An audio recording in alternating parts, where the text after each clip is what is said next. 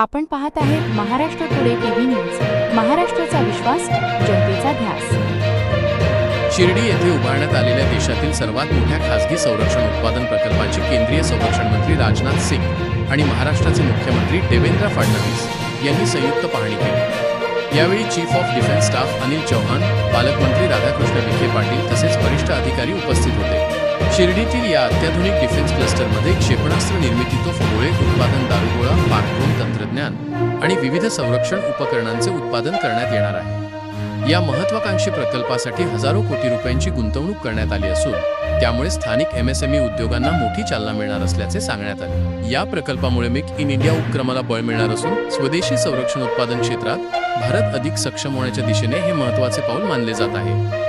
तसेच या प्रकल्पातून मोठ्या प्रमाणावर रोजगार निर्मिती होण्याची अपेक्षा व्यक्त करण्यात येत आहे।